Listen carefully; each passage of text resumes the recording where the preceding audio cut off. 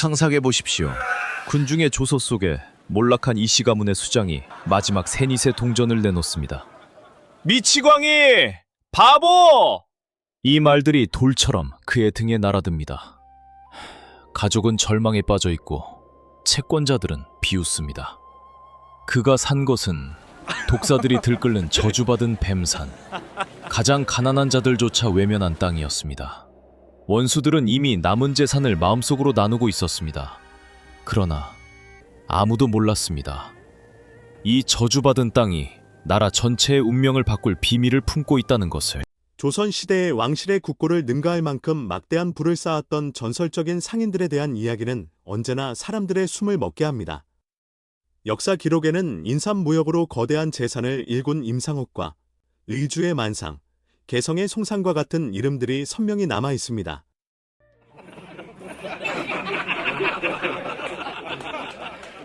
해가 뉘엿뉘엿 저물어가는 한양의 저작거리. 문 닫을 채비를 나는 시장은 시끌벅적했지만 명신상단의 대방 이덕배의 귀에는 아무 소리도 들리지 않았습니다. 그의 눈에는 오직 파리만 날리는 자신의 가게와 상단의 운명처럼 위태롭게 기울어진 대들보만이 들어올 뿐이었죠. 한때는 잘나가는 개성상인과 어깨를 나란히 할 정도로 명성을 떨쳤건만 연이은 흉년과 역병, 그리고 믿었던 부하의 배신으로 상단은 뿌리째 흔들리고 있었습니다. 창고는 텅 비었고 가게에는 빚쟁이들의 발길만 드나들었죠. 이덕배는 타들어가는 속을 마른 침으로 간신히 달랬습니다. 조상 대대로 일궈온 상단이 자기 대에서 끝장난다는 사실을 도저히 받아들일 수가 없었습니다. 뭐라도 해야 했습니다. 하지만 그의 수중에 남은 것은 고작 봉전 몇 립과 매일 아침 당장 굶게 생긴 식구들의 입에 풀칠할 마지막 돈, 단 성냥이 전부였습니다. 바로 그때였습니다. 남루한 행색의 그림자 하나가 다가와 그의 발목을 붙잡았습니다. 10살 남짓 되어 보이는 사냐아이였습니다. 다해진 얇은 옷에 깡마른 얼굴은 잿빛이었지만 이상하게도 아이의 눈빛만은 굶주림에 지친 기색 없이 샛별처럼 형형하게 빛나고 있었습니다. 나으리. 아이가 새소리가 섞인 목소리로 그를 불렀습니다. 국어라는 아이련이 생각해 손을 내저으려던 순간 아이의 입에서 상상조차 못한 말이 튀어나왔습니다. 제게 그 성냥을 주시면 상단을 다시 일으킬 방도를 알려드리겠습니다. 주변에서 이 광경을 지켜보던 상인들 사이에서 실소가 터져나왔습니다. 어이구, 이젠 별아이가 다 와서 약을 파네. 명신상단이 망하긴 망했나벼. 저런 애송이 농담이나 들어주고 서있고. 조롱 섞인 말들이 비수처럼 날아와 이덕배의 가슴에 박혔습니다. 이덕배의 곁을 지키던 행동대장 박만수가 버럭 소리쳤습니다. 이놈, 어딜 감히 썩 물러가지 못할까? 그는 당장이라도 아이의 멱살을 잡을 기세였습니다. 그러나 이덕배는 말없이 손을 들어 그를 막았습니다. 그의 시선은 오롯이 아이의 눈에 고정되어 있었습니다. 저 기묘한 확신에 찬 눈빛, 모든 것을 꿰뚫어보는 듯한 깊이를 알 수 없는 눈동자는 단순히 밥을 구걸하는 아이의 것이라고는 믿기 어려웠습니다. 이덕배는 허리춤의 돈주머니를 만지작거렸습니다. 이 성냥은 단순한 돈이 아니었습니다. 당장 굶어 죽을지 모르는 식구들의 마지막 생명줄이었습니다. 이성적으로는 당장 아이를 쫓아내고 한 푼이라도 아껴야 했습니다. 하지만 그의 마음속 깊은 곳에서 다른 목소리가 들려왔습니다. 이대로 주저앉아 죽으나 마지막으로 속는 셈 치고 이 아이를 믿어보나. 결과는 마찬가지 아닌가. 만에 하나라도. 그는 결심한 듯 아이에게 물었습니다. 네가 말하는 방도란 게 무엇이냐? 아이는 주위를 한번 쓱 둘러보더니 이덕배의 귓가에 나직이 속삭였습니다. 뱀산. 저 서문 밖에 뱀산을 사십시오. 순간 이덕배의 머릿속이 하얗게 비는 듯 했습니다. 뱀산이라니. 한양 사람이라면 누구나 아는 저주받은 땅이었습니다. 1년 내내 음습한 기운이 가시지 않고 온갖 독사들이 우글거려 발을 들여놓는 것조차 금기시되는 곳. 나무 한 그루 제대로 자라지 않는 버려진 땅이었습니다. 그런 쓸모없는 땅을 마지막 전 재산인 성냥을 주고 사라고?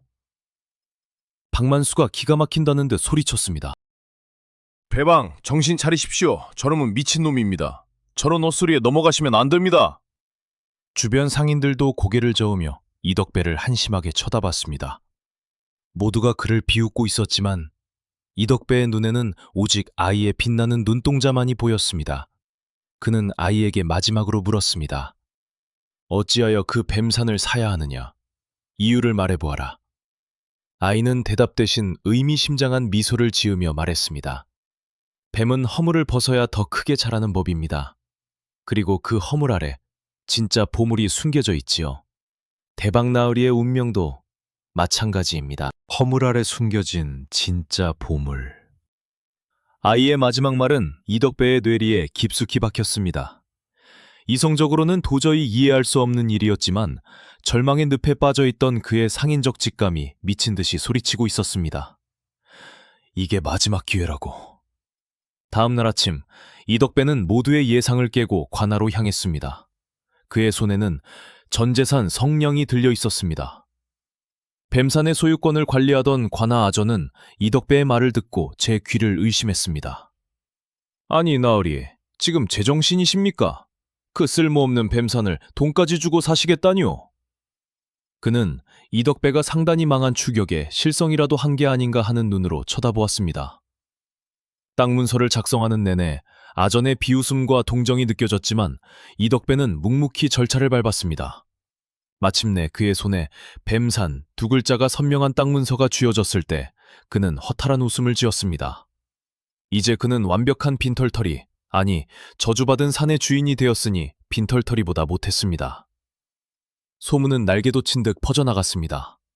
명신상단 이덕배가 마지막 남은 돈으로 뱀산을 샀다는 이야기는 한양바닥의 가장 큰 웃음거리가 되었습니다.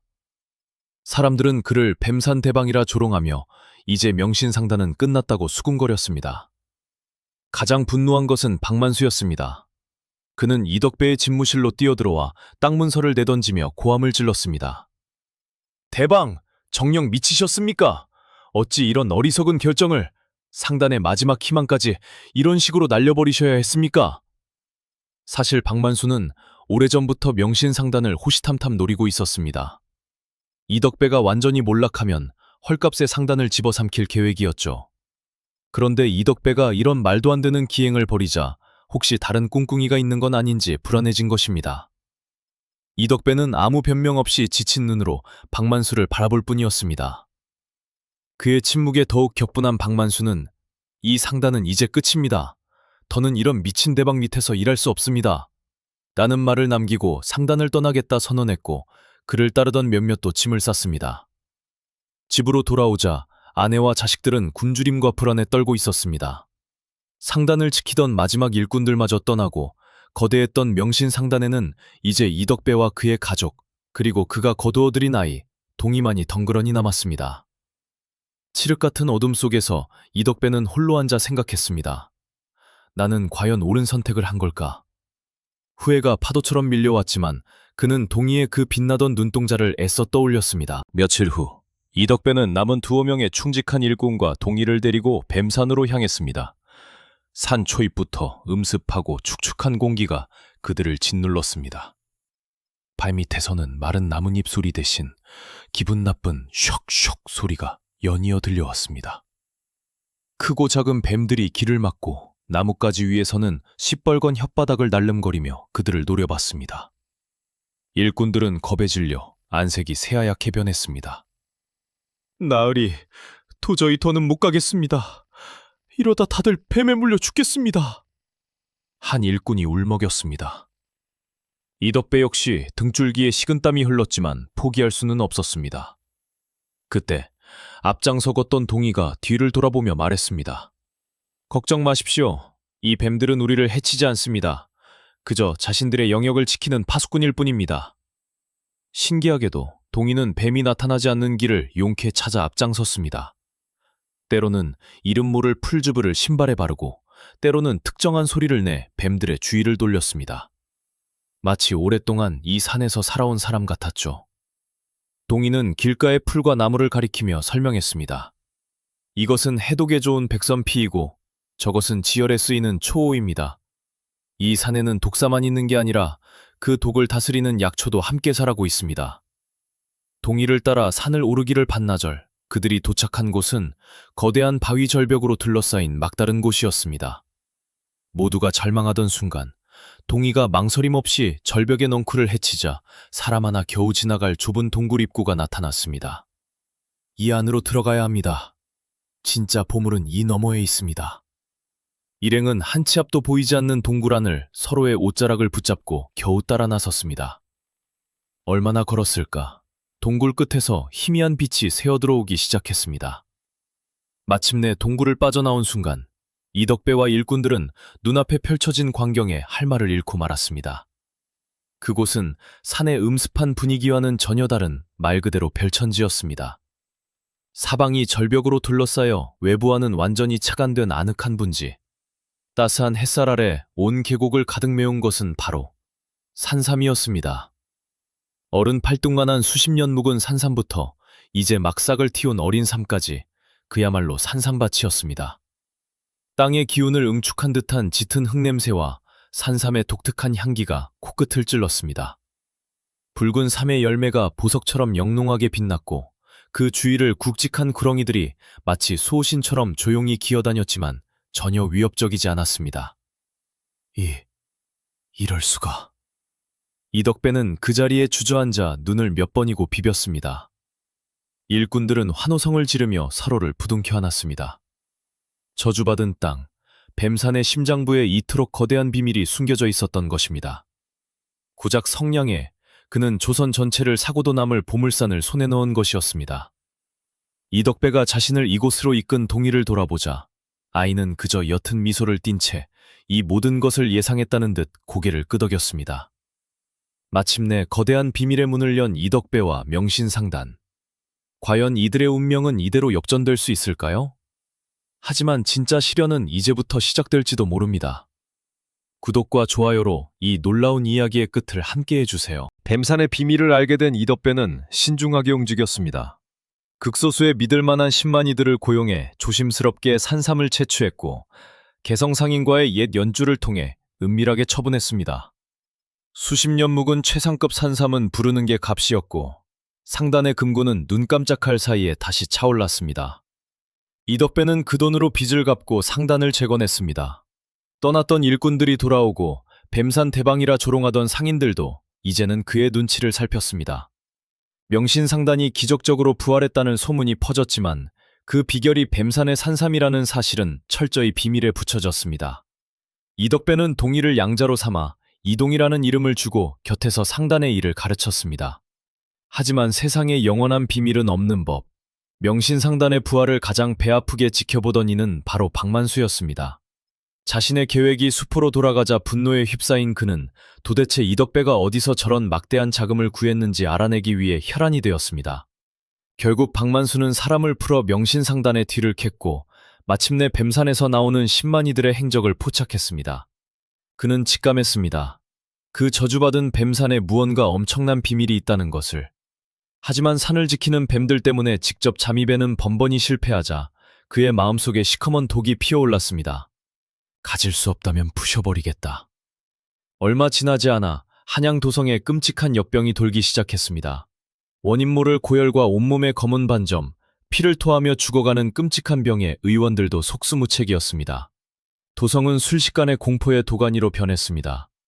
바로 그때 박만수가 준비한 유언비어가 퍼져나갔습니다. 이 역병은 뱀산의 저주 때문이다. 명신상단 이덕배가 돈에 눈이 멀어 뱀산을 함부로 건드리는 바람에 산의 신령이 노한 것이다. 사람들은 이덕배가 뱀산을 샀다는 사실을 기억해냈고 공포에 휩싸인 민심은 걷잡을 수 없이 동요했습니다. 여기에 그치지 않고 박만수는 몰래 뱀산에서 가장 독하다는 7.4 수십 마리를 잡아 야음을 틈타 도성 안의 주요 우물에 풀어놓았습니다. 뱀독에 오염된 물을 마신 사람들은 더욱 끔찍한 증상을 보이며 쓰러졌고 이제 사람들은 뱀산의 저주를 의심하지 않게 되었습니다. 분노한 민심은 명신상단으로 향했습니다. 성난 군중이 몰려와 문을 부수고 불을 지르겠다며 아우성쳤습니다. 이덕배를 끌어내라. 저주를 부른 악덕 상인을 처단하라. 상황이 걷잡을 수 없이 악화되자 조정에서도 마침내 의금부 도사를 파견했고 이덕배는 졸지에 나라의 재앙을 불러온 역적으로 전락할 위기에 처했습니다. 명신상단은 성난 군중과 의군부 군사들에게 포위되었습니다. 꼼짝없이 갇힌 이덕배는 창밖으로 고통받는 사람들을 보며 깊은 죄책감에 빠졌습니다. 그때 양아들 동희가 그의 곁으로 다가왔습니다. 아버님, 너무 자책하지 마십시오. 이 모든 것은 아버님의 탓이 아닙니다. 그리고 이 재앙을 끝낼 방법이 있습니다. 이덕배가 희망 없는 눈으로 바라보자 동희는 놀라운 이야기를 털어놓았습니다. 저의 부모님은 본디 이 뱀산에서 약초를 캐며 사시던 분들이었습니다. 그리고 뱀산의 모든 독을 다스릴 수 있는 비법을 아는 유일한 돈, 구암 노인이 아직 이 산에 살아계십니다. 구암 노인은 뱀산 가장 깊은 곳 77.4들의 소굴이라 불리는 동룡담 근처에 숨어 사는 신비한 은자였습니다. 이것은 마지막 남은 동아줄이었습니다. 이덕배는 동희와 함께 포위망을 뚫고 뱀산으로 잠입할 계획을 세웠습니다. 야음을 틈타 필사적으로 도성을 빠져나온 그들은 박만수가 보낸 자객들의 추격을 뿌리치고 산 깊은 곳으로 들어갔습니다. 험난한 여정 끝에 동룡담 북포 뒤 동굴에서 마침내 구암 노인을 만날 수 있었습니다. 백발이 허리까지 내려온 깡마른 노인이었지만 그 눈빛만은 새를 뚫을 듯 형형했습니다. 그가 모든 것을 꿰뚫어 본 듯 말했습니다. 돈 냄새를 따라 산에 들어온 상인과 그 인연을 이은 약초꾼의 아이로구나. 너희가 이곳까지 온 연유를 내 어찌 모르겠느냐. 이덕배는 노인 앞에 무릎을 꿇고 애원했습니다. 노사님, 부디 저 어리석한 중생을 구해주십시오. 이 역병을 잠재울 비법을 알려주신다면 제 남은 생을 다 바쳐 백성을 위해 살겠습니다.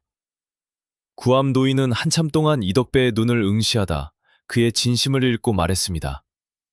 일어나거라. 독은 독으로 다스리는 법. 이 역병의 해독제 또한 이 뱀산 안에 있다. 구암 노인이 보여준 것은 흑환이라 불리는 검은 환약이었습니다.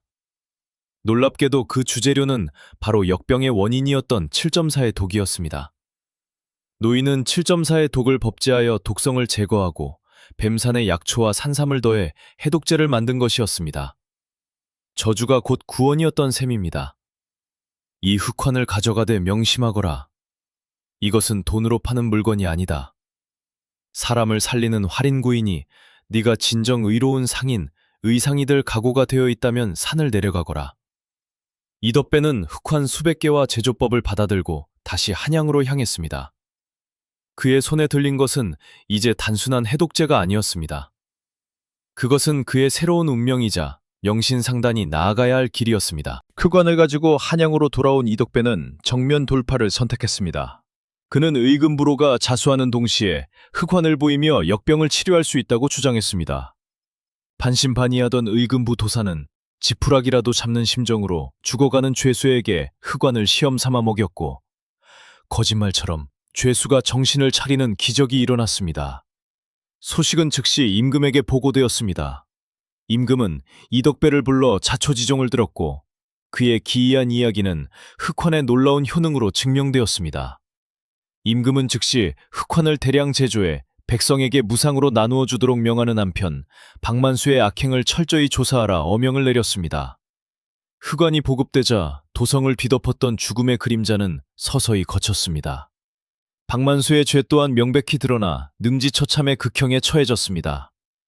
역병이 종식되던 날 임금은 이덕배를 다시 불러 친히 그의 손을 잡고 말했습니다. 그대의 기이한 결단과 의로운 마음이 짐과 이 나라의 백성을 구했다. 이윤보다 사람을 먼저 생각하는 그 마음이야말로 모든 상인의 귀감이 될 만하다. 임금은 그 자리에서 이덕배에게 의상, 즉 의로운 상인이라는 칭호와 교지를 내렸습니다. 이는 조선 역사상 상인에게 내려진 전무후무한 영광으로 기록될 만한 일이었습니다. 명신상단은 인삼무역 독점권까지 하사받으며 하루아침에 조선 최고의 상단으로 우뚝 섰습니다. 의상이라는 칭호를 얻은 이덕배와 명신상단은 이전과는 완전히 다른 길을 걸었습니다. 그는 뱀산의 산삼밭을 독점하지 않고 수익의 상당 부분을 굶주리는 백성을 구휼하고 고아들을 위한 시설을 짓는 데 사용했습니다. 한때 저주의 상징이었던 뱀산은 수많은 생명을 살리는 구원의 산으로 거듭났습니다.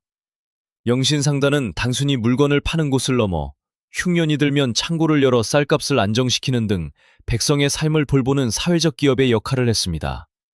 사람들은 이덕배와 명신상단을 진심으로 존경했고 의상이라는 이름은 살아있는 전설이 되었습니다.